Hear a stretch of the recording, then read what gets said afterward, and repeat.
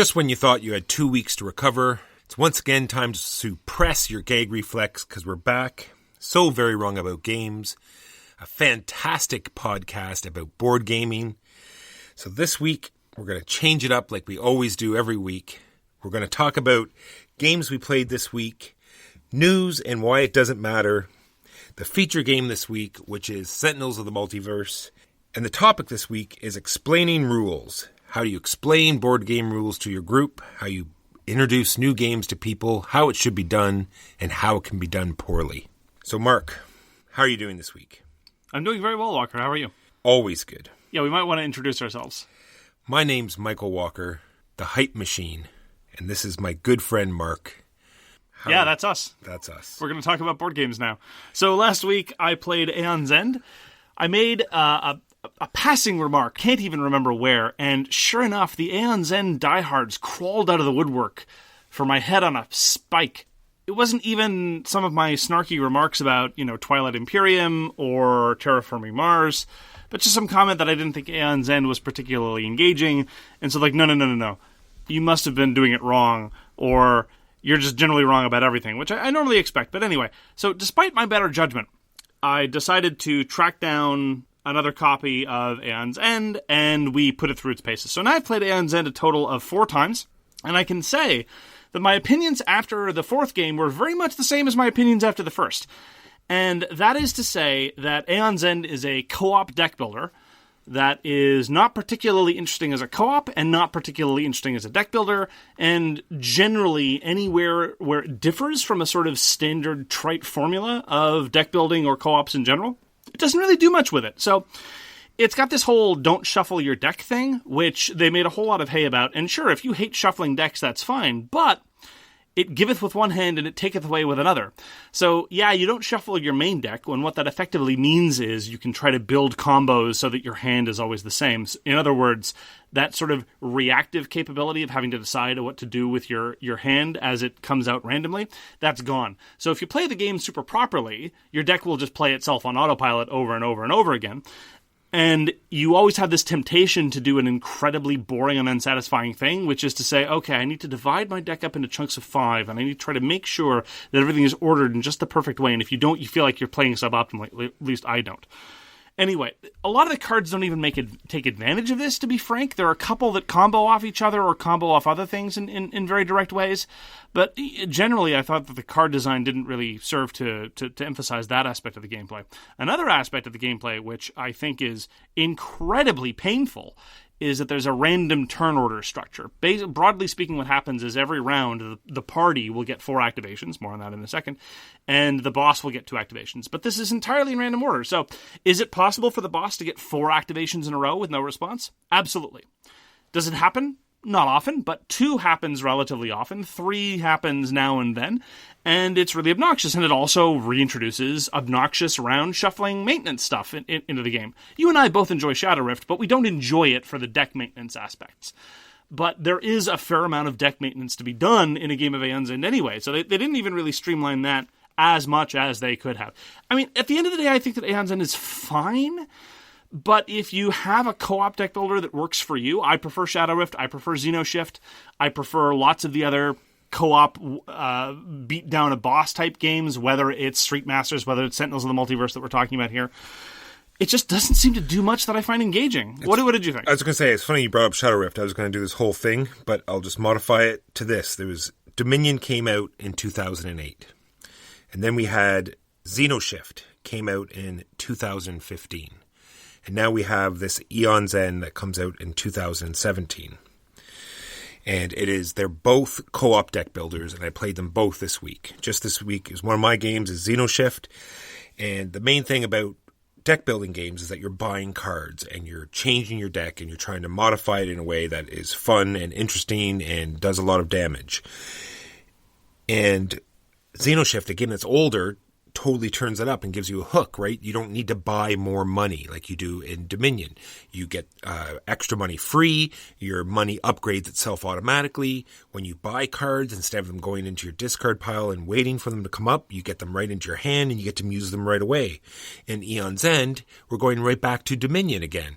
You have to buy more money cards. They're slogging in your deck. They don't do anything.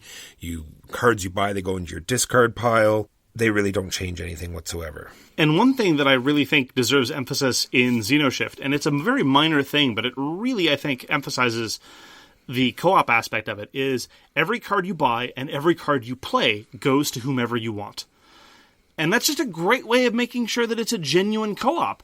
And it's the case that you can really serve to bring up either the newer player or somebody who made early game mistakes or what have you, so they're not a millstone around your neck, and it really does make sure that there's lots of points of contact between different players.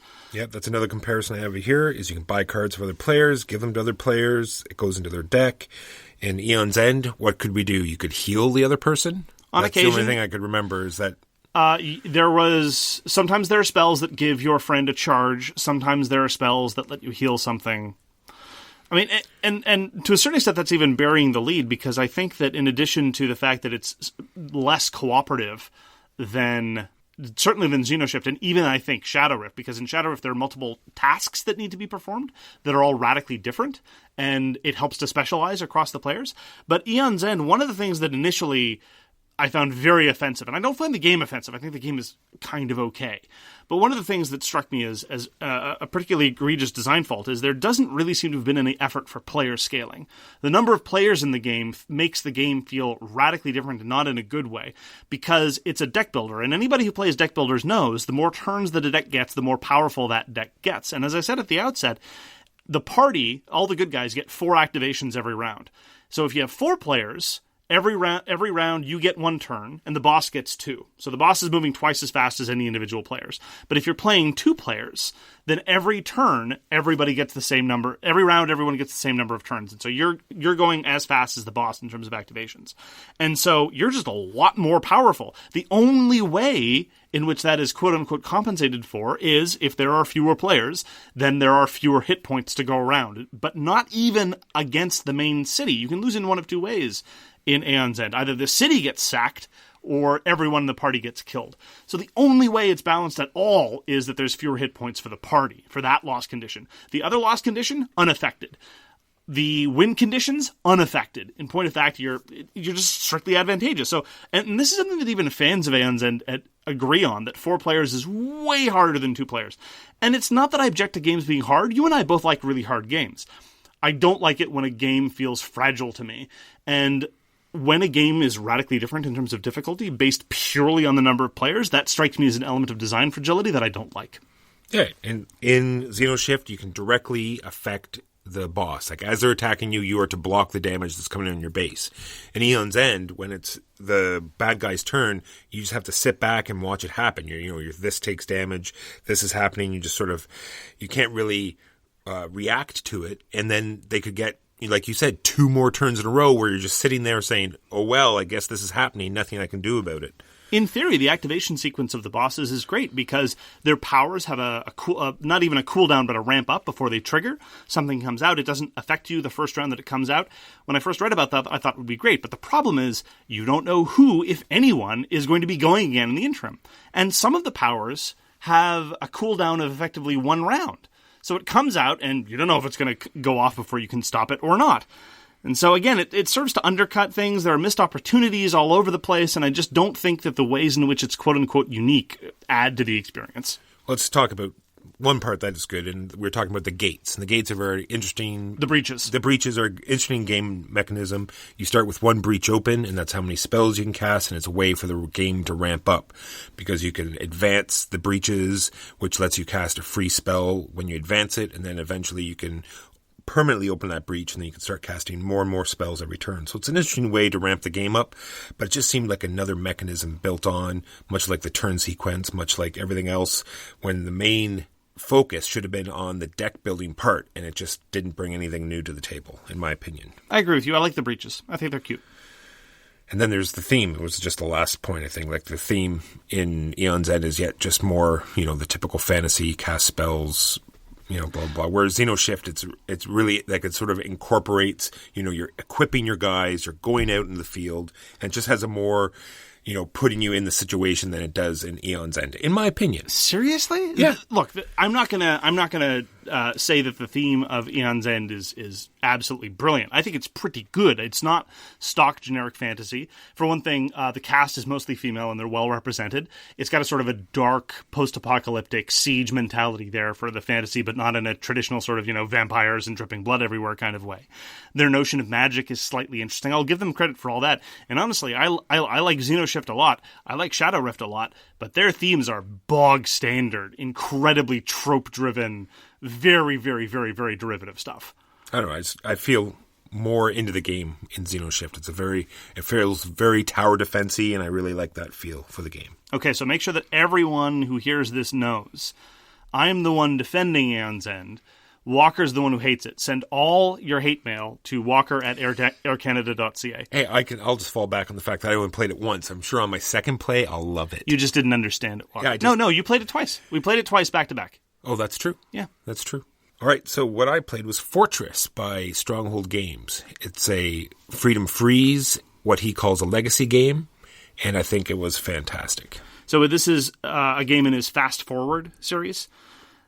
There's 3 of them, all of them, of course, starting with F, because this is Friedmann Friese we're talking about. Everything has to be alliterative. And this was the one that was most recommended. There's Flee, there is Fortress, and there is Fear. And Fortress is generally the one that got the best reviews, and so I decided to jump in with this one. I had no idea what to expect, personally. I just knew that it got some good recommendations, and its approach towards, I wouldn't even say legacy, but just changing the game state from game to game was somewhat novel and very, very, very low barrier to entry. And it lasts. It evolves over the course of 12 games, 12 playings of a game, very much like the Pandemic Legacy games do. And we played all 12 back-to-back right away. After every teardown, we wanted to go to the next one. Everyone in the group wanted to see what came up next. Everyone wanted to see the changes. And it kept surprising us. Every session, and it's a very short game, we should stress, this is a filler game. Pure and simple, 100%. We're talking about 10 to 20 minutes tops per playing. But every game, something new and fun was revealed. This is very, very simple. It's a bluffing game. It's about hand management and bluffing and taking over these fortresses in the table and playing sets to do that, or maybe not playing sets and just playing crap and hoping that nobody calls you on it. And it was just a joy. It was all the pleasure of discovery in your standard legacy or evolving state games, and none of the paperwork, none of the persistent rules hagglings, none of the, oh wait, did we miss a rule card somewhere? How does this work again? It was just a joy to see an excellent game designer play with these ideas in a very, very, very simple way. It was in many ways, to me, the apotheosis of what Euro game design is all about using simplicity to just evolve a game state. Minimalism at its absolute finest. I had an absolute joy with it. That's Fortress by Stronghold Games. Did I say everything you wanted to say again, Walker? You did. You went over it all. So the other thing we talked about was we compared it in game-wise, but just in price-wise with same company, Stronghold Games, just recently brought out Prelude for Terraforming Mars. And both boxes contain just cards. The expansion for Terraforming Mars is under 50 cards and is only an expansion, and they're poker-sized, right? And they're poker-sized, and we looked through them. It was just more of the same. It was just, mixing up the abilities and stuff that's already in Terraforming Mars, just mixing up and giving you more of the same. Whereas Fortress is an entire game with over 80 cards in it. Oversized. And they both cost the same amount of money. Same MSRP, yeah. And how can this be justified? In fairness, I will say this again, and once again, take note, I'm defending Terraforming Mars, and Walker is slamming it unconscionably. Terraforming Mars Prelude does have that single folded sheet of rules. So that's something. Look, I don't understand why things cost what they do across publisher, within publisher, what have you. I can't begin to speculate, but I can say this. In terms of physical components, I agree with you. There's far more in Fast Forward Fortress. And in terms of design ingenuity, in terms of being able to, constantly evolve a formula, I can't comment on what Prelude does. But I can at least tell you that in terms of value for money, Fortress is absolutely among the top tier. Because even after you've played your 12 games... So, again, Pandemic Legacy says after you play your 12 games, go on and play this set again as much as you like. I don't really know people that do that. Maybe if you do, let us know. But really, most of the time after you play the whole 12 scenarios, you put it away.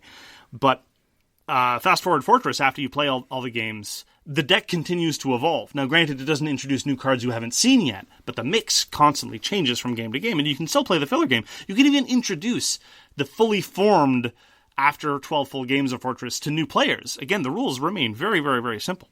So I can definitely say that it is a triumph of value in that sense. I mean... I think it could be because Fast Forward Fortress is not number 4 on the BGG list. No, that's conspiratorial thinking there, Walker. That's... And also, the economics of expansions are weird. I don't know. But yeah, definitely if you put all the components out on the table, Fast Forward Fortress has almost twice as many cards, and they are larger, and they're both in small boxes. So yeah, I don't understand. Let us know what you think. What else did you play this week, Mark? Played Asgard's Chosen. This is a weird game from 2013, put up by Morgan Dontanville, and I believe this is his only published design. This is back when Mayfair Games was still a thing. It was starting to be less of a thing even then, but it's now not even anything at all. But Asgard's Chosen is a bizarre little game, and it is, in many ways, and this is one of the reasons why I wanted to get it back to the table. I bring it back every few months because I really do enjoy it. In many ways, it's what Dungeon Alliance was trying to be. Namely, a new spin on deck building applied to a relatively traditional formula, and then trying to see what interesting things you could do with cards. But as we commented last time, we don't think that Dungeon Alliance really works. But Asgard Chosen has better hand management, has better deck building, more interesting special powers, more clever things to do with your turn, and more trade-offs in that. So it's kind of it looks a bit like a Conquer the Map type of game, but really what it is, it's about appeasing these gods. It's got an Asgardian mythology theme to it, and I think the theme works rather well. Certainly better than, say, Champions of Midgard, but less said about that, the better. And you have to appease these gods, and they each have a specific condition on them. And so these are your starting cards. Like every other deck builder under the sun, your starting deck stinks. They're all 1-value cards, and later on as you buy new ones, they might have values as high as 4, 5, or 6. And that's obviously preferable for all manner of things. But in order to win the game, you have to appease these god cards, which are the crappy gods you start with, and they each have their own special little Benny that they can give you at the start of the round, which are great, even though the cards remain stinky. And they have different ways to satisfy the victory conditions. And so it really is a case very much, again, like Mage Knight, another game we compared Dungeon Alliance to. You look at your hand and you figure, okay, these are the different kinds of victory conditions I can satisfy on my turn. These are the cards I have to do them. And I have to worry about fighting, defending myself, and what cards I'm going to purchase at the end of the game. And so you have to kind of make those decisions and then react to what's going on the board. It's not super forward planning heavy, but it's definitely the case that if you really need to buy something, you can't go all out during the attacking because then your hand's going to be spent. Anyhow, it's got a number of unfortunate component issues. The color matching is pretty terrible in a number of ways. You know, what constitutes a yellow on the board is definitely not the yellow that's on the cards, and the colors are supposed to match. And it's got a couple of weird corner rule cases that are very consistent and easily intuitable, but they're a little bit difficult to introduce to new players. Anyhow, I'm a big fan of Asgard's Chosen. You can get it on clearance in a number of places, and I certainly think it's worth the cost of admission, even though the components are a little bit janky. It's a very interesting take on deck building, and I absolutely love the way that it uses multi-use cards in the context of a kind of sometimes you're fighting, kind of sometimes you're buying, kind of sometimes you're manipulating special powers. What do you think about Asgard Chosen, Morgan? I really like it too. The thing I was going to talk about is the fact that the decks upgrade. Like at the first wave of the game, you have all these monsters. They're all like level 1, and then when you hit a certain point in the game, then you bring out another deck. It's the same monsters, but now they're more powerful, and the artwork's slightly changed, and they look a lot meaner. And I really like how the game pushes itself forward. It never outlives its welcome, and it ends at the proper time. Yeah, I will counsel new players if you get Asgard's Chosen, as I recommend you certainly give it a try. It's also got one of the failings that I identified with Dungeon Alliance. It doesn't have a strong editorial tone. There's a starting game, an introductory game, and a beginner's game, I think, and each of them uses cards in a slightly different way that you can play to various different levels of victory point thresholds. There's a co-op version and a solo version. Here are my sincere recommendations, just as a note. Skip the beginner and introductory versions. Jump right to the part where you need to fulfill 6 victory conditions to win, and forget about all the deck pruning. The only house rule that I play with, and it is a house rule, is that during the start of the game you can't grab any of the 3 strength monsters because they can have an outsized influence during the early turns of the game. So during setup, you can only get 1 and 2 monsters. If you play the game, you'll know what I mean. It's the troll. Don't let someone start with a troll. Starting with a troll is bad. It leads to bad things in the game, at least in my experience. But yeah, it's... and the co-op version's just kind of weak. It's not... I've played it a couple times. It's really not to the game's strength. And I think that a little bit more streamlined in terms of, here's how you play the game. There is this one way to play the game, or 1 or 2 ways would have helped things a little bit. But anyhow, that's really minor gripings at the outside. I think it's a very, very, very clever game as it advertises itself. And as I've said before, I'm a sucker for Norse mythology. And if you let me do anything that involves Tyr, I'm there. Nice. That is Asgard's Chosen. I don't have any more games, Mark. All my gaming time was eaten up by a certain behemoth of a game. Well, I was fortunate to escape the Onslaught of OblivAeon for a couple of other things. One was Age of Industry. This is Martin Wallace's sequel to Brass, and Brass is now hitting Kickstarter backers who pledged for the deluxe version of Brass, which is now Brass Lancashire and Brass Birmingham. I like Brass okay. I just think that every way in which Brass is different from Age of Industry, I think Age of Industry is better. Age of Industry is one of my favorite economic games. I haven't been talking about economic games much lately, largely because of the crowd, but I do like me some economic games at the right time, and Age of Industry is a very accessible and streamlined game for a Martin Wallace game. The strange corner cases are kept to a minimum. The weird, obtuse rules are also kept to a minimum. The way the market changes and shifts over the course of the game, I really like, particularly with respect to coal and iron. And it has a lot of really interesting variant maps. This is one of the key ways in which I think that Age of Industry is indisputably preferable to Brass. There are lots of really good variant maps. 2 of them were put up by Wallace himself. 4 more were put up by fans. And the fan-made ones are really interesting and fun. The Soviet-Russian one I really like. It's got this planned economy that's really cool. It's very much as you would expect from a Wallace economic game. It's relatively dry, and on occasion it can be punishing, but it's not nearly as punishing as a lot of his other games. I really like it. I still prefer it to Brass. I think that Brass is just, just obtuse for the sake of being obtuse very often.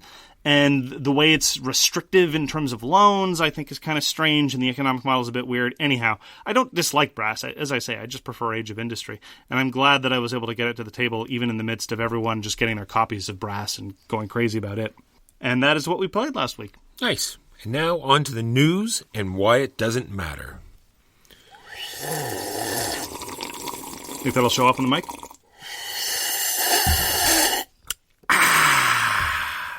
Think people will know we're drinking water? No. I think we hit it well enough. So my first part, I only have 2 parts of the news. How many news things do you have, Mark? 2 as well. All right, perfect. So my first news thing is a new pandemic game called Pandemic: Fall of a Franchise. Okay, so it's called Pandemic: Fall of Rome. I was going to talk about this too. The co-designer with Matt Leacock is Paolo Mori. We like Paolo Mori. Back off. This is the same guy who did Dogs of War and a number of other very interesting things.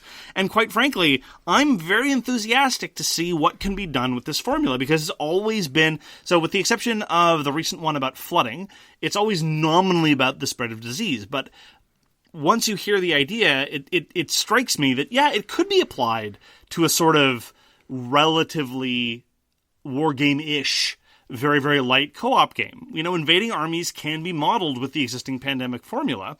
And so I'm very excited to see where it goes. Why you got to be a hater, man? Because this is Mike Walker's negative episode. That's how we're rolling today. Oh, okay. Just wait.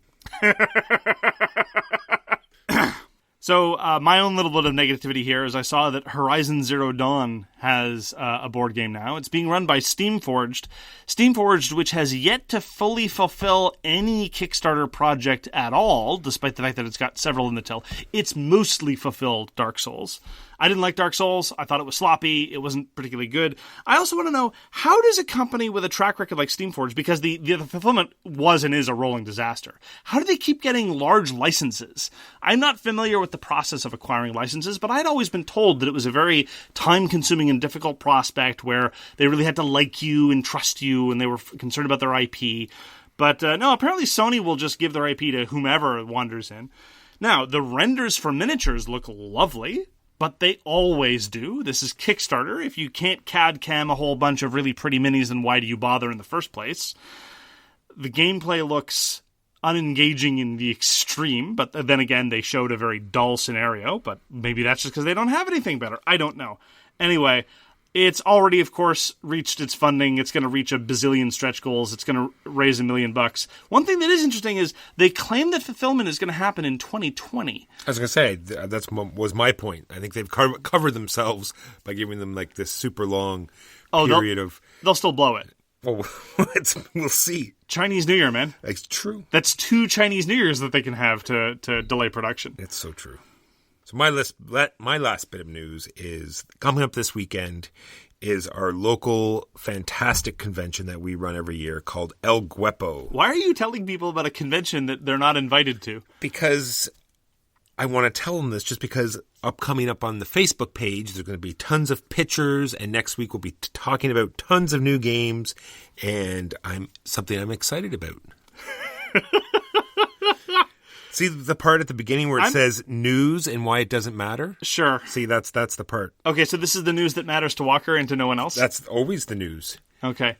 Maybe if we keep talking about it like this, we can pretend it's more elite and exclusive than the gathering of friends. There you go. And then we'll sound important. Look, I mean, there are lots of things that I'm excited about that I'm not going to talk about on the podcast. All right. We'll just edit that out then. Well, no, we'll leave it as a testament to the things that you value at this point in time. There you go. So that's all the news that we have to talk about, and clearly why I don't think it matters. Let's move on to our feature game, which is going to be Sentinels of the Multiverse, and in particular, the last and most recent expansion, Sentinels of the Multiverse OblivAeon, with OblivAeon spelled funny, because, of course, it is. So I'd first like to actually start with a personal anecdote about how I discovered Sentinels of the Multiverse. I actually started with the very first printing of the first edition. This is back when all that it was a square box, some rules and cards and nothing else. No way to track anything. No way to track hit points. No way to track any damage to anybody. You had to keep track either on pencil and paper or whatever other means you had on hand. And I was introduced to it by a guy who ran a short-lived board game store in the West Island of Montreal. I was there when I was visiting family. And he said that it was the best game of Gen Con 2011. And I looked at it and I hadn't heard of it. And even then, back then, I was convinced that anything worth knowing I knew about, because such is the nature of my arrogance. But I decided to support local game stores and all that kind of stuff. Not that it worked. And I picked it up. And honestly, the moment that I read the rules, I was convinced that I'd made a mistake. But halfway through sorting the cards, because they all just came lumped together in these large shrink-wrap packages, I was already in love. Because I was deeply skeptical about a fake comics canon. But then, even just looking through the cards, I knew that there was something special here. And ever since, I've been desperately in love with the fake comics canon that is in Sentinels of the Multiverse. Why don't you tell us what goes on in the game, Walker? Well, in Sentinels of the Multiverse, it's like bringing a comic book to life in a card game. It gives you that feel of this epic battle of these heroes working together.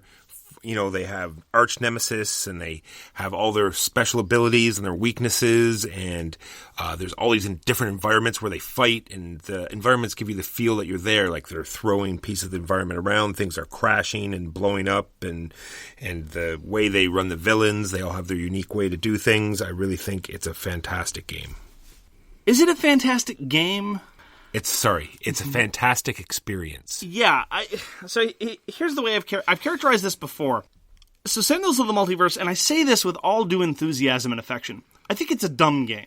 The turn structure makes it clear how dumb it is. Basically, the way that works is your opponent, it's a pure co-op game. The deck run opponent draws a card and it does whatever it says it does. Everyone then gets to play a card that does whatever it says it does, trigger a card that does whatever it says it does, and then draw a card. And then something else draws a card and does whatever it says it does. And one could be forgiven for thinking that this is basically Flux, or perhaps even worse. And to a certain extent, sometimes it is as bad as Flux. It is by far the worst game I enjoy. And some of the criticisms that I leveled against Aeon's End were definitely the case in the first edition of Sentinels of the Multiverse. Like, they didn't have any hero balancing in the first edition, the first printing of Sentinels of the Multiverse. It didn't matter how many players there were. An effect would have the same effect. And there are definitely cases where it feels less like a co-op and more just about, well, I play whatever card makes the most sense at the given time. And there are all the standard kinds of problems. And to be frank, when I'm playing the game, I mostly don't care. And sometimes I don't even really know why. I think it's just because of the quirky little sayings that are in each card and the fact that you can see the story sort of happening in the illustrations on each card. Like, everyone has a nemesis and you see them fighting on the illustrations, or they have a team and you can see them, interacting on the cards, and they have like the quotes on the bottom that brings it all together. And the fact that there's nothing like that's super, over the top, unbalanced, and the fact that it flows quite nicely, right? Like you said, it's play a card, do a power, draw a card, and you're done. And it goes around the table, and it usually does not outstay its welcome. So I'm going to agree with you about the way in which the universe is conveyed, because it's through flavor text, it's through the art, which has been varying in quality, but always been excellent in terms of clarity and presentation, in terms of selling the universe and selling the world. I look back at some of the cards that were involved in the 2012 revised second edition of the game, because I got rid of the first edition when they came out with the second edition the year afterwards, which had slightly cleaned up art on many of the cards, and it finally had tokens to track hit points, so you didn't have to deal with any other sort of kludges, although very often you might be inclined to for purposes of usability. And all of that is great. And it does it with a minimum of intrusiveness. You're never stuck reading like story paragraphs to people in order to sell the theme. The theme comes together, and there are these characters, these bit characters, that sometimes have outsized importance, or that show up across different expansions, and you get to see all these little background people show up again and again. And to be honest, I prefer the universe of Sentinels of the Multiverse to the Marvel universe or the DC universe, to be entirely honest. I used to read comics, I don't anymore. But in terms of how much I like the characters and how much affection I have for them, I prefer these guys to anything that's in the alternative. So now I actually think the fact that it wasn't licensed is an advantage, not a downside, especially given what they've done with the universe. But I'd like to touch on that thing that you said about how it flows well. I'm going to have to disagree with you there, because when you're playing the base game of Sentinels of the Multiverse, everyone takes their turns, and those tend to be relatively brief. And then you hit these back-to-back turns, where first the environment goes, and if you've got a queue of a whole bunch of environment cards that have come out, you have to execute them all every round. So if you've got 3 or 4 of them, and let's give an example of what a typical card might look like, and I'm embellishing, but not by much.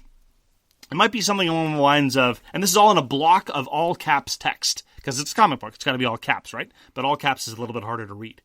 In a block of all caps texts, sometimes with no line breaks, it might say, reduce damage to this target by 1. When this enter plays, cards of this type leave play, and as they do, they do each non-environment target 2 energy damage. At the end of the environment turn, deal the non-environment target with the second highest HP 3 fire damage. Now, tell me honestly, Walker, somebody who's been playing Sentinels for years, does this sound like an egregiously overcomplicated Sentinels card? Or does it sound roughly in line with what you might see on a regular game? That is standard. Yeah. And so one of these cards is going to come out every turn for the environment, and you execute them all. And to find out what it does after it enters play, or when it is damaged, or at the end of the turn, or at the beginning of the turn, you have to look through all these lines and reread the entire thing, because they haven't organized things in terms of icons, in terms of schematics, or anything like that. It's all just a block of text. And then, after you do the environment turn, you then get to do the villain turn, and the same thing happens again. Only this time, it's in reference to another block of text that's the villain card that might have other modifiers. It can get really tedious, and it can be a bit of a slog. And during this time, nobody's making any choices. No one's actually playing. You're just running the AI. And in any co-op game, if the AI is tough to run or tedious to run, that's going to be a problem. And I think Sentinels runs headfirst into that more often than it should. It's true. There are some villains that are way more tedious than they should be, and some environments that impede the game, for sure. But I think overall, most of them work well together.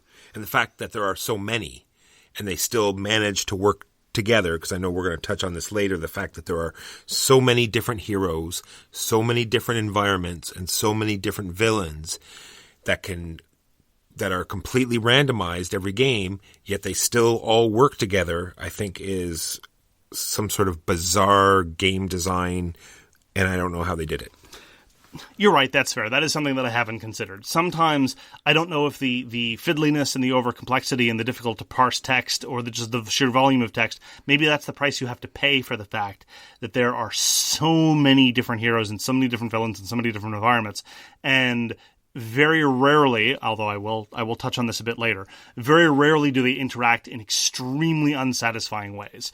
Usually what they do is they interact in a way that you then proceed to have to game. It's like, okay, well, we know what this T-Rex on Insula Primaris is going to be chomping on every turn. Let's try to make sure it's not one of us. Stuff like that. And in order to get to those decisions, in order to get to those trade-offs, in order to get to, trying to conspire to get the environment to work the way you want it to or to overcome the villain's hurdles, you do have to overcome, though, a wall of text, which is a bit unfortunate. And if you compare this, remember when we talked about Street Masters, I said Street Masters has a very similar structure in the sense that the villain has a deck, the environment has a deck, and every player has a deck, and even the turn structure is vaguely similar. But Street Masters did a very, very clever thing.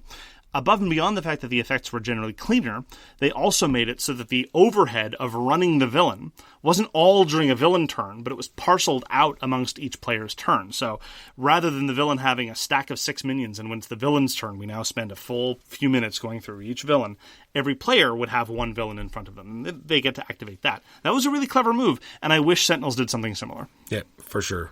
That's all I have for Sentinels. Shall we move on, or do you have anything more that you'd like to add to Sentinels in general? I think a lot of the stuff that I have to say about Sentinels in general will be made more clear in the context when we start talking about OblivAeon. All right, so OblivAeon is the new expansion for Sentinels the Multiverse, much in the vein of the new Marvel movies coming out.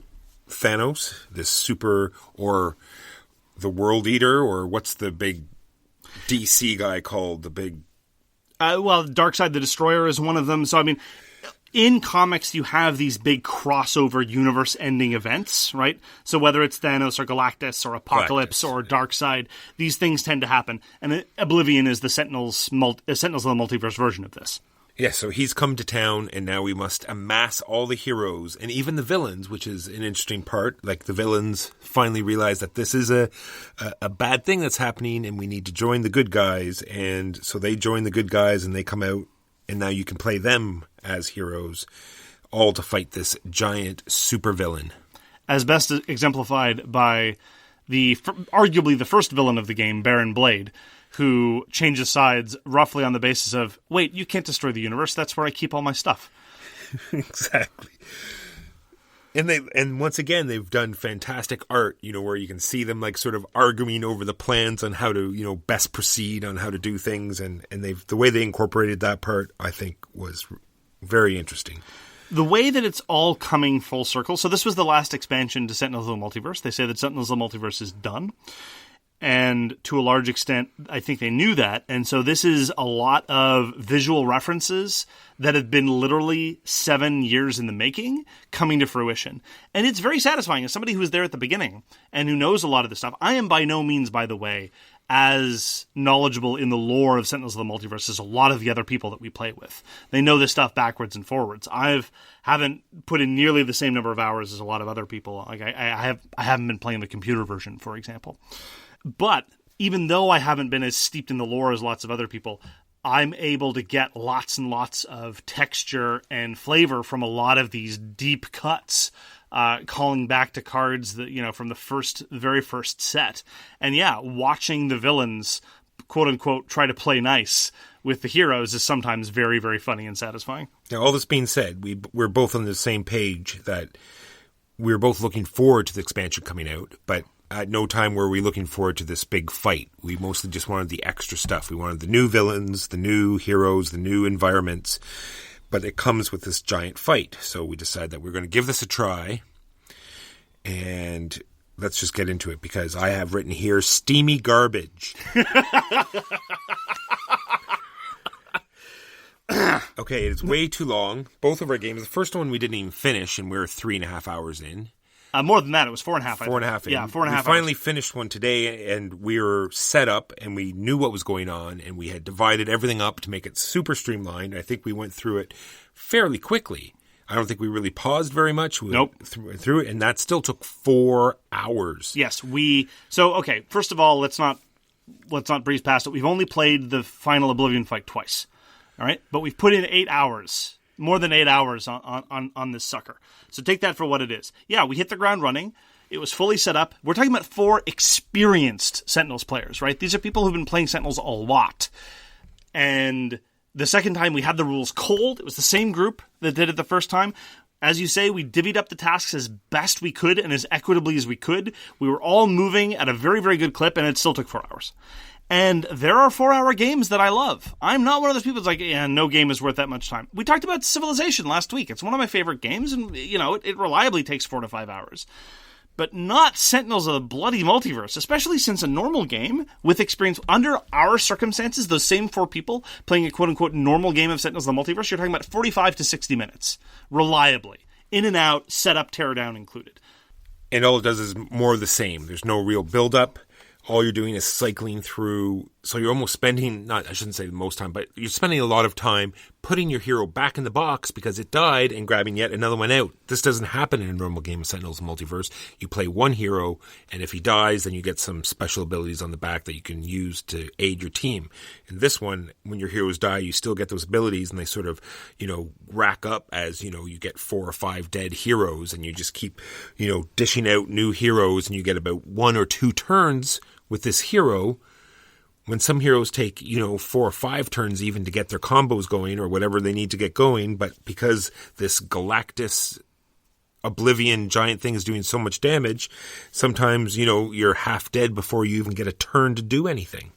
One of the great things about Sentinels of the Multiverse is how different the characters feel. They all play roughly the same way because, again, it's play a card, draw a card for the most part. But some characters rely very, very heavily on getting the right equipment out. Some characters rely on other things called modules. A classic example of this is Absolute Zero. Absolute Zero was in the original set of the game. He looks badass. He's basically like Iceman, but cool. And a lot of people play him on their first games. And this is what we would call in the gaming industry as a mistake. Because he takes a long time to get going. And until he's got all his little modules in a row, he's mostly helpless. Because his main power is to cause himself damage. And you might say, well, what's the point of that? Well, at the start of the game, nothing. After he gets a couple of the modules he needs, he can start doing a lot of stuff with quote-unquote doing himself damage. But, as you say, in a context where heroes can survive maybe 1 or 2 rounds, a solid third to half of the hero retinue is just unplayable because they're not going to have enough time to get going. And this is, just to give the devil its due, this is one of the cool things, and one of the things that I really, really wanted to like about Oblivion. Again, it's this big crossover, universe-ending event, so normally in the base game, when your hero is dead, they're dead. In this game, in Oblivion, when your hero is dead, you take a new hero. One person falls, someone else shows up, because it's literally the entire cast of the game fighting against this one big villain. But if you never get to see what that hero can do, if you're only going to play out a couple of rounds with that hero, then what's the point? You don't get to feel cool while being a superhero. And one of the great things about Sentinels of the Multiverse is you get to feel cool because you're playing a superhero. But in Oblivion, you don't. You're just figuring, well, I've got, 2 turns out of this guy. What can I do in 2 turns? Okay, on to the next one. And then it takes everything that we talked about earlier about basic Sentinels, all of that heavy text, and amplifies it. In the first game, we counted up, and there were 17 instances of, at the beginning of this turn, do this, and at the end of this particular phase, do this. 17 things we had to track all at once. And this was in round 2. In round 2, there were 17 different things to track, and you're actually underselling it because some of it is at the beginning of some phase, some of it is at the end of some phase, some of it is the first time every phase it's done damage, or sometimes it's every time it's done damage, and then you start to lose track. Wait, was this guy every time he's damaged, or the first time every round he's done damage? I can't remember. Better go check the text again. Oh wait, there's a giant wall of text, and it's buried in the middle. It's really mind-boggling. Everybody takes their turns, and the turns are still reasonably fun and relatively free of this upkeep. Again, you just have to worry about the reaction of some of the various villains. But then you hit this solid brick wall Because normally, in a normal game of Sentinels of the Multiverse, you do the environment turn and then you do the villain turn, and sometimes that can be tedious. Here, you do one environment turn, a villain turn, another environment turn, another villain turn, and then the OblivAeon turn. 5 solid rounds of no decisions, no player agency, and just wrestling with walls of text. It's completely unforgivable. It's no fun. It causes the game to grind to a halt, and honestly, it is the case that you spend, as a player, as an individual player, you spend less than about a 10th of the game actually playing your turn. Seriously. We're talking about a 4-hour game where 90% of the time you are not playing. You are not making decisions. You're not doing your own stuff. You're just wrestling with the system or watching other people take their turns. And that, for me, is unconscionable. And the only other point that I have listed here is the fact that there are certain mechanisms in the game, and in order to bypass them, you have to have extensive knowledge of what all the different heroes do. Like, it needs to take this certain kind of damage, like either unblockable damage or non-reducible damage. And if you don't know which heroes can do that, then you're just going to be, banging up against this wall and not being able to progress in this game. I don't think that's a huge problem. I mean, it's not a huge problem. But to their credit, in the rulebook, although, honestly, publishers have lost all credibility because 90% of the time their recommendations are false. For example, Asgard Chosen says you should play an introductory game first. Don't. But they do say, and this I think is one of the greatest understatements in game publishing, OblivAeon should not be your first game of Sentinels of the Multiverse. Yeah, no kidding. First of all, if it is your first game, it will probably be your last. But you do have to know what the characters are, and you do have to kind of know which characters are going to be useless in the context of OblivAeon. I wish the cycling heroes thing could have worked, but to a certain extent, I suppose it's impossible because the cool things about heroes you see when they're getting going, and you can't see them get going and at the same time let them cycle through. The other thing that was really cool, and again really serves this theme and is really neat, is the missions deck. That's a new thing that's introduced in Sentinels of the Multiverse, whereby at the start of your turn you get to do something extra. And this, honestly, in terms of the new rules to be grafted onto the game, is the most accessible, the most applicable, no problem, because as players' turns are still very, very simple. Now, before you play a card, activate a card, draw a card, you can do one of a list of things. And the list is, looks long, but it's really not. It's really very simple. And one of the things you can do is take on a mission. And there are these missions that say, this gets satisfied when the following things happen. And they're relatively straightforward and easy to track because, again, it's a bit of player information that's put right in front of a player, and they are the ones responsible for it. Some of them give you new allies. Some of them give you new abilities. Whenever they're satisfied, they flip over and something awesome happens. Very often, it's an alternate universe version of one of the characters. It's like, oh, look, this character who's playable, some version of them from Reality 473B has shown up, and now they'll fight with us. And that's awesome, and I love it, and I adore it, and the cards are so wonderful. The missions are flavorful, the rewards are flavorful. As I say, it pays off all these little references that the game has been building up to. But the problem is that, again, the damage output of the bosses is so high that most of the time the character who unlocks them is going to die soon, and then all you're going to be doing in future turns with your future iteration of another hero is to bring some of those rewards back into play. So all this neat stuff about hero cycling, all this neat stuff about getting new cool little bennies from the missions deck is undercut by the fact that you'll be dying so frequently that you never see the heroes get going, and you'll be spending most of your time just bringing back the stuff that you had in your previous life. So I wanted to like it, but it just the system is so bloated, and the stakes have been communicated just by these insane avalanche of crap that the game is disgorging. Just doesn't let anything really sink in. Now, to be fair, I don't know how to make Sentinels epic. And that's what they wanted to do, and to a certain extent they succeeded. The stakes are higher, everything is so big, the boss has 300 hit points after you get past the version that has 10,000 hit points and is immune to all damage. So yeah, good job. They communicated that it's epic, but it's not epic in a way that I want to interact with. It's true. That being said, that's just one module of this expansion. The rest of it that comes with it, I have no problem with. Like we said, the extra heroes, the extra environments, all good. Just that I don't think I'll play this part of the game again. Yeah, I don't think I want to do OblivAeon again. If I might try it once or twice more in the digital version, because the digital implementation does run all those pesky little at the end of turn, whatever, and tracking all those cards. And to a certain extent, you can just let that be background noise and just try to figure out how to do your hero turns and let the computer run everything for you. That having been said, in order to get the full value, you need all the expansions. And at that point, you've sunk a lot of money into duplicating what I already have in physical cards. True. That being said, yeah, like when you die, you can just click on a hero. It'll do all the shuffling for you. It'll bring that hero in, put it out. So all of that time will be saved and all that headache. So yeah, and I'll be spending more time actually doing things rather than trying to figure out how this one of 5 active scions is going to be interacting with the 2 heroes and the 5 environment cards that happen to be in that half of the game. Oy, it's just every time I just dread it. And normally, very often when playing a normal game of Sentinels, I dread when it's the villain's turn, but that's because I know the villain's going to do something awful to me, and I'd rather it didn't. Here I dread it just because, here's the substantial part of the game where fun goes to die. True, but in a normal game of Sentinels, I know we're drawing on about this one part, but in normal Sentinels, you sort of know what's coming up. It's on the villain card. You know how the damage is going to come, and you can sort of maneuver in order to minimize it. But in OblivAeon, it's pretty well a flip of a card. It's like, hey, if you're at this location, you take 20 damage, and you had no idea this was coming. It's just so random. Not a fan. Yeah, it's almost like they made it epic in all the wrong ways and then also made it simultaneously epic in all the trivial ways. Because, yeah, one way you can make a game like Sentinels epic is to just increase the damage output by 10 of everything. And sometimes they do that. So, yeah, your character can't survive the onslaught and just crumbles very, very quickly. Is that epic? Kind of. Not really. One thing I'd like to point out, and this is, so you talked about the inability to game, to try to game things out.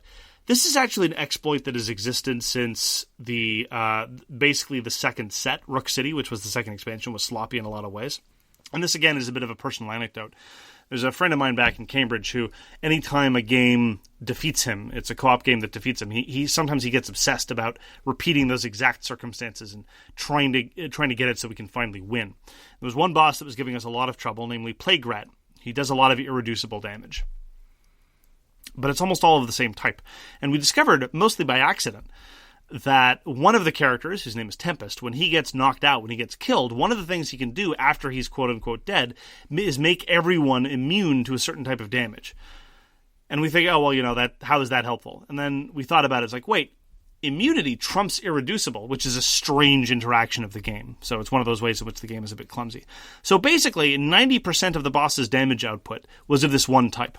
And this one character was far more useful dead than he ever was alive. And so he just made us immune to that damage type. And at that point, the boss becomes a cakewalk. Very unsatisfying, very clumsy. It's one of those ways in which, the sort of design sloppiness that is kind of at the core of Sentinels shines through. And so for the most part now, we just try to avoid circumstances that are like that. But when you're fighting OblivAeon, and he's doing things like 20 points of irreducible damage of a certain type, it really is asking all the people at the table who are probably veterans at Sentinels to be like, okay, time to bring out Tempest, time to have him bite it and die in the first turn, and just have him make everyone immune to that type of irreducible damage type. And sure enough, that's what we did, because if you don't, you're just playing dumb. And I don't like it when games either let you play dumb or play the fun way. Not that, 20 points of irreducible damage is particularly fun, but that kind of tension I don't find satisfying. So just, to a certain extent, there are these design exploits that have persisted in the first and second sets that just rear their ugly heads in a more profound way in OblivAeon. You were the one who was doing it, by the way. You were the one who was running the dead Tempest so as to make us immune. Did you think that it was a particularly fun or satisfying thing to do? Not at all. Yeah. And it was a no-brainer, right? It's like, okay, well, we're taking Tempest again, and he's going to sacrifice himself as per usual. Oh, well, you don't even have to bother sacrificing himself. He'll die soon enough. Yeah, true enough. There was no real sacrifice. Won't take long. And that is the OblivAeon expansion for Sentinels of the Multiverse. Now on to the topic of the week, which is explaining rules. And Mark, why don't you explain that to us? Why am I on the hook? So, let me start with a question. I realize this is an abstraction and this is kind of boiling it down to a bit of a false dichotomy. But given the choice between a rules explanation done by several people operating together, or by one person operating more or less alone, with perhaps interjections at the end, which do you think is better for rules explanation? One person. Why is that? Because it just makes it that more clear. And more than likely or not, several people or two people, one of them is bound to get a rule wrong or counterdict the other person and just make it confusing for the group. Okay, well, let's clear that up. Let us stipulate then, for the sake of the comparison, that the rules committee versus the rules dictator, that in the rules committee, everyone has the rules all right. Do you still prefer the dictator to the committee?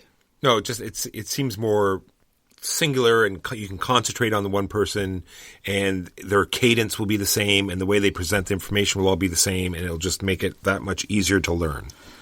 I agree 100% for what it's worth. It has been my general experience that any game taught by two or more people, any rules explanation by two or more people is going to be worse than any rules explanation by one person. I have yet to see the committee explanation even the best committee explanation that I've seen is worse than the worst dictator rules explanation that I've ever seen. And I've seen some pretty bad rules explanation, but I've been thinking about this over the years about why I've found that to be the case, and I really do think it is the case that a rules explanation, much like anything else, I used to be a professional educator, I haven't been for some time, is that ideas need to be structured consciously. And they need to be done this way so that things are easier to remember. If you're able to organize ideas in a conscious manner so that they form a structure, then they'll be able to hang together far, far more than just an unrelated series of facts.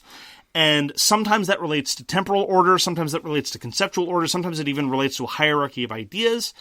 I have my own preferences about how hierarchy of ideas ought to work, but even a model of idea structuring that is totally alien from my own is preferable to an absence of structure or two competing structures that are warring against each other. And so that, speaking personally as somebody who has rules explained to me and also as somebody who explains rules, that is my first point of advice. Have one person do it. Interjections ought to be extremely judicious. They ought to be related to the specific idea being communicated at the time.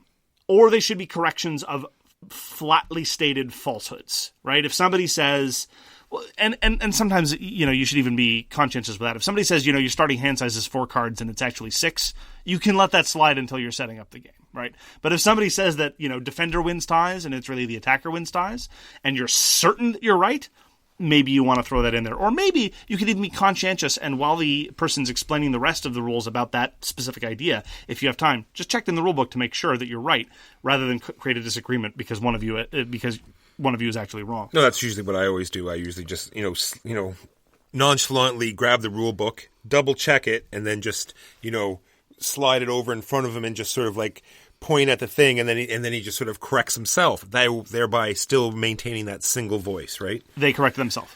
My number one point in explaining rules is the fact that you are the one that's introducing this game.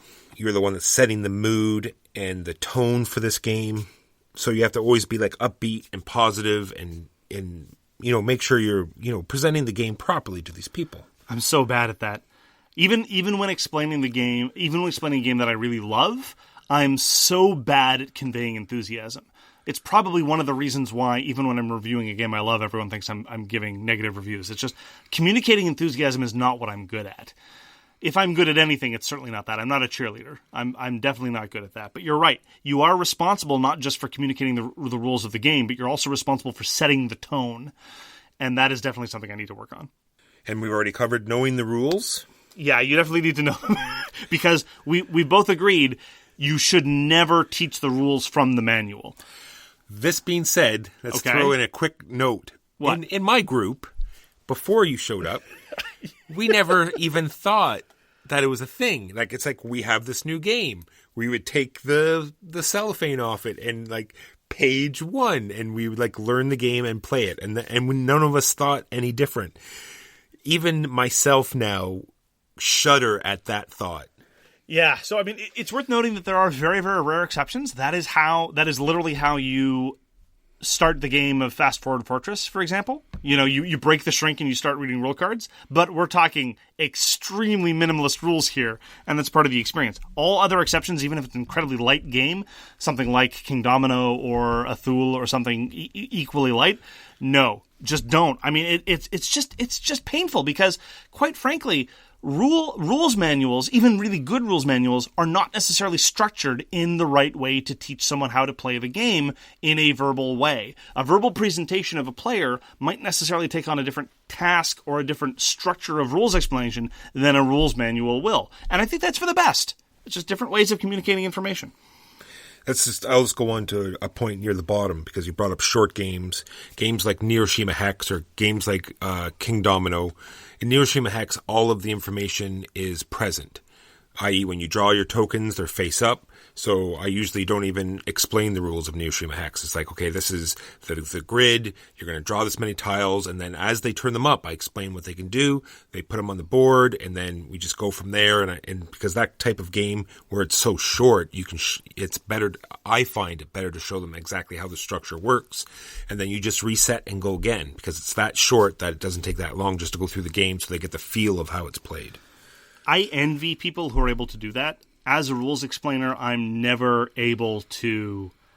To me, it feels like a leap of faith. It feels like a degree of confidence that you're going to be able to manage the experience over time. I'm really not able to do that.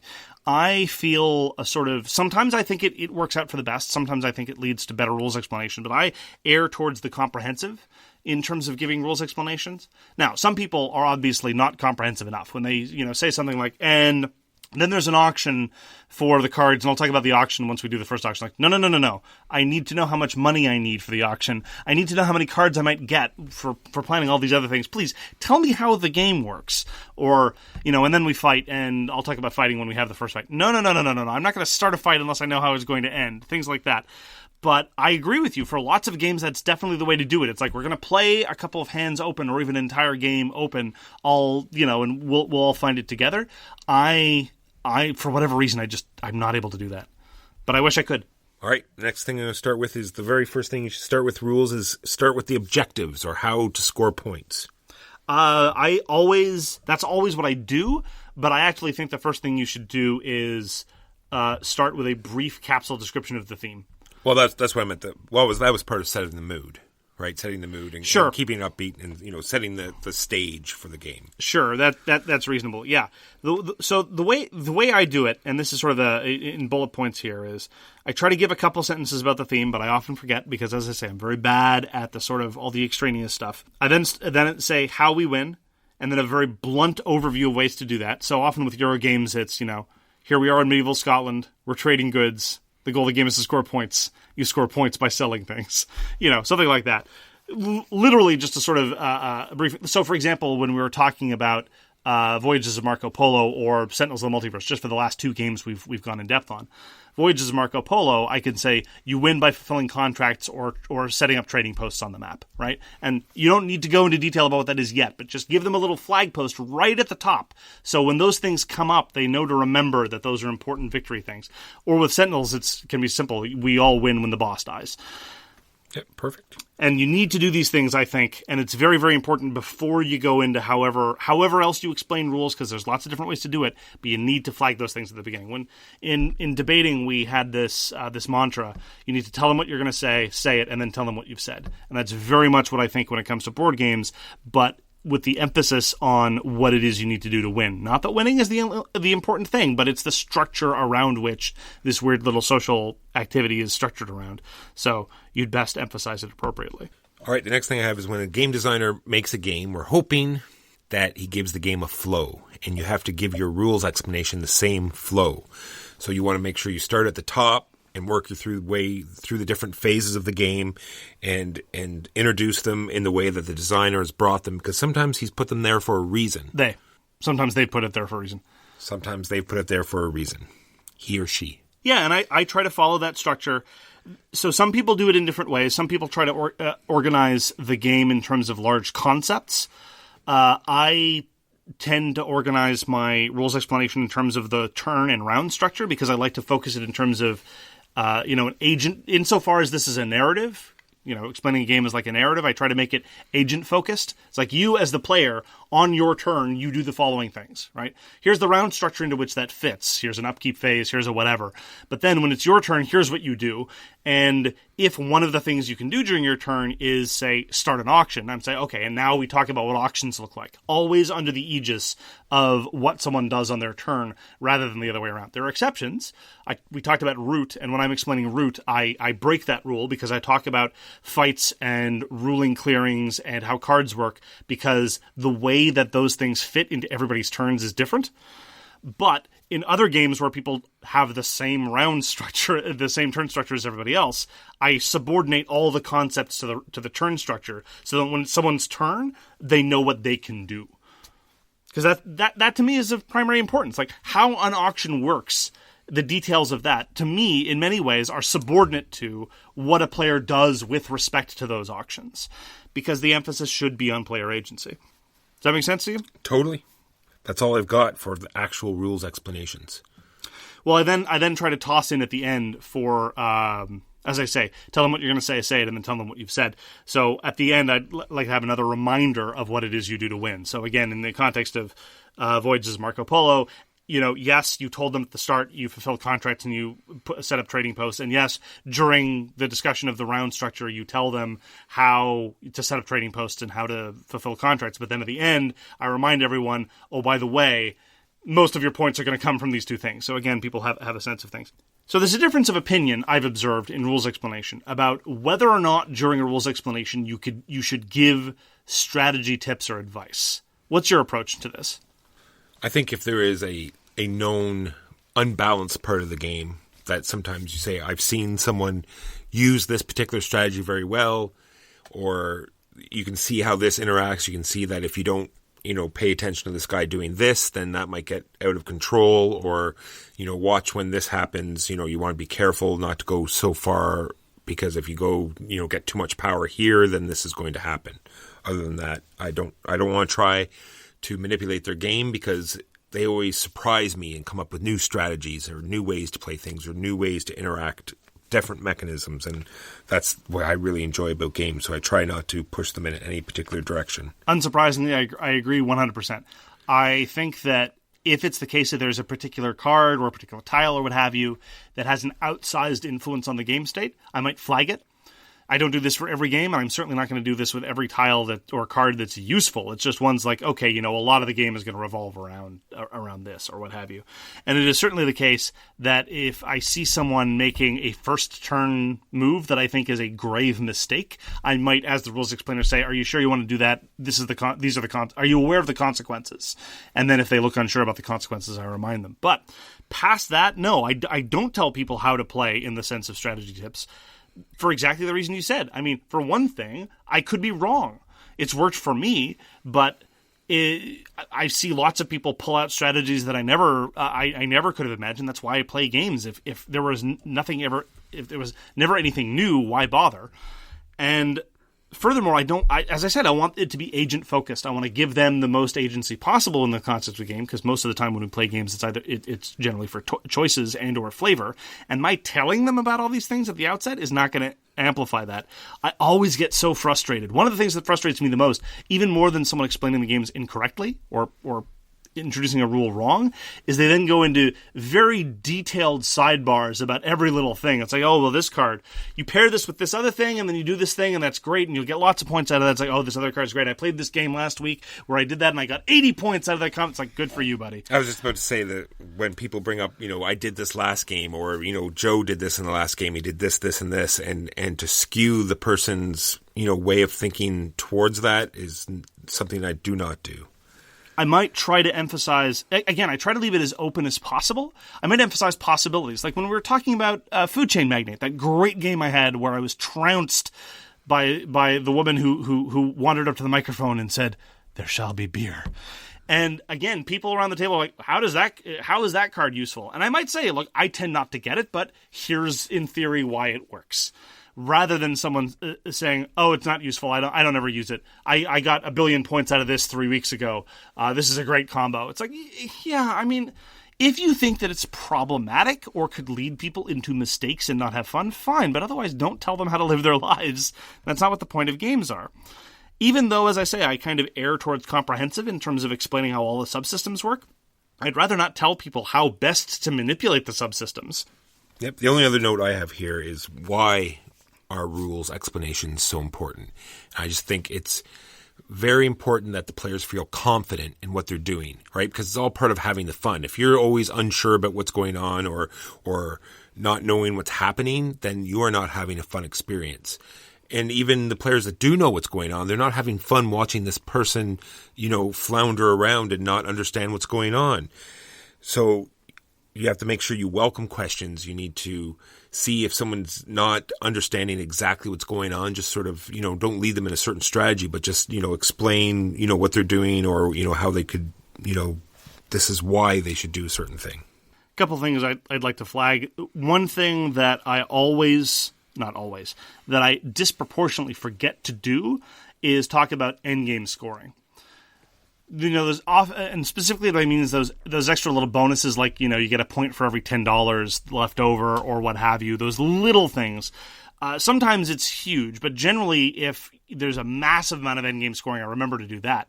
But it's especially in those Euro games where it's just leftover stuff where it gets points. But, it often makes a difference, and it will often impact people's late-stage choices, and I'm very, very, very bad at remembering to do that. I would like to mention one little incident that happened last week where we played a very, very simple game called Startups. And basically the thrust of it is that it's a simple card game, and sometimes playing a card is risky.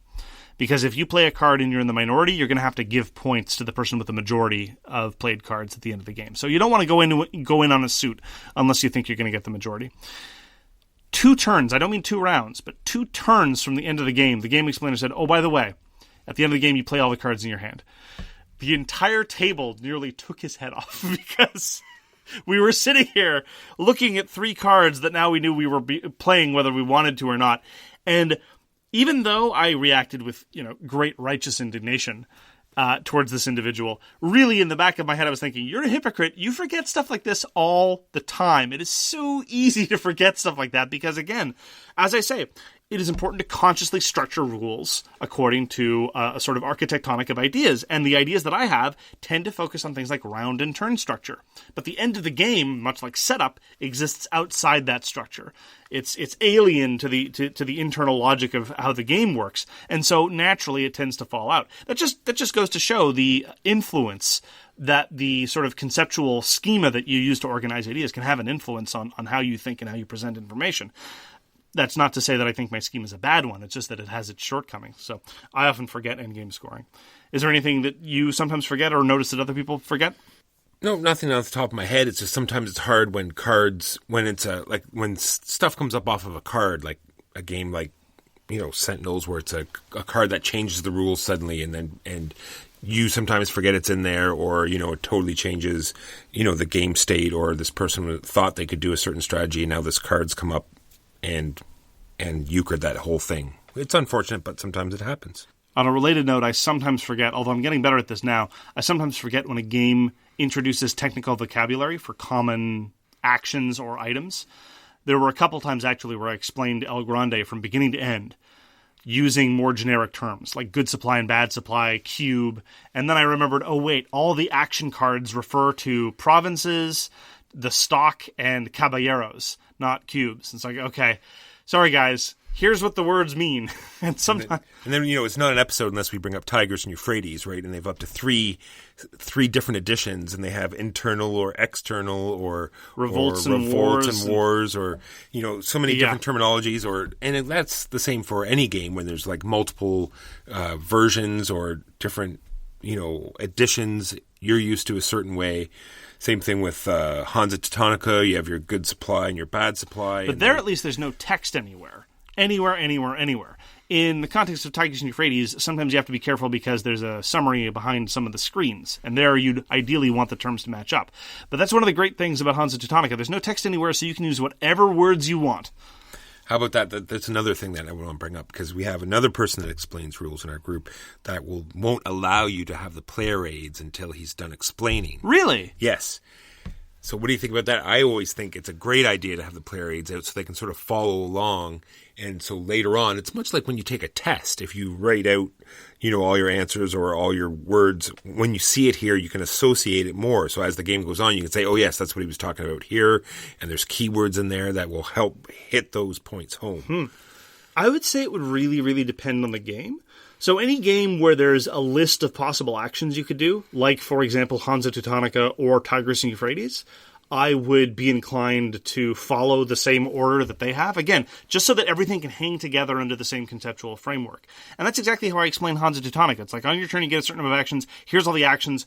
Follow along with me along the bottom of your, they call it an escritoire, but it's just a silly placard. And so, it's like, this is the order to do it, and it helps things hang together.